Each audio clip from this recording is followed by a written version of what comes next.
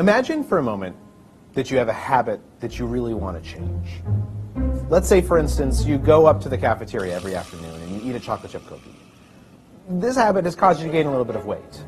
In fact, this habit has caused you to gain exactly 8 pounds, and your wife has started making some pointed comments.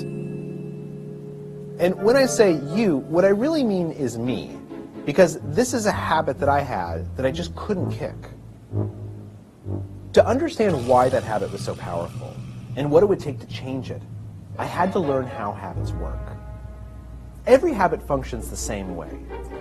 At first, there's a cue, some type of trigger that makes the behavior unfold automatically. Studies tell us that a cue can be a location, a time of day, a certain emotional state, other people, or just a pattern of behaviors that consistently triggers a certain routine. To figure out the cue for my craving, I spent a few days tracking exactly when the urge to eat a cookie hit. And what I noticed pretty soon was something interesting. The cookie craving always hit about between 3 o'clock and 3:30 in the afternoon. That was my cue. It was a certain time of day. The next part in the habit loop is the routine, the behavior itself. And for me, that was pretty easy to figure out. Every day between 3 and 3:30, I'd get this craving for a cookie. I'd get up out of my chair. I'd walk over to the elevator. I'd take the elevator up to the 14th floor. I'd get out. I'd buy a cookie, and then I would eat it while talking to my colleagues in the cafeteria. The last part of the habit loop is the reward. And in some respects, the reward is the most important part, because that's why habits exist, so that we can get the rewards that we want. But figuring out a reward is kind of tricky. To figure out what reward was driving my habit, I did a little bit of an experiment.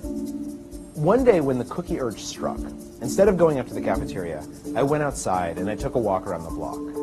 Then the next day, I went up to the cafeteria, but instead of buying a cookie, I got a candy bar and then ate it at my desk. And then the day after that, I went up to the cafeteria again, but I didn't buy anything. Instead, I just talked to friends for about 10 minutes. You get the idea. What I was trying to do was test different hypotheses to figure out what reward I was actually craving. And what I figured out pretty quickly was it had nothing to do with cookies. It had to do with socializing. Nowadays what happens is at about 3:30 in the afternoon, I absentmindedly stand up, I look around the office, I see a friend, I'll walk over and we'll gossip for 10 minutes and then I'll go back to my desk. The urge to go get a cookie has completely disappeared.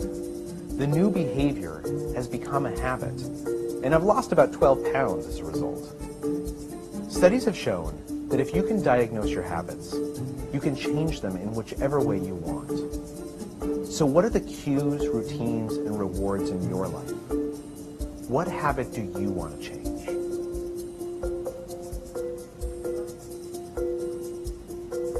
The power of habit. Why we do what we do in life and business.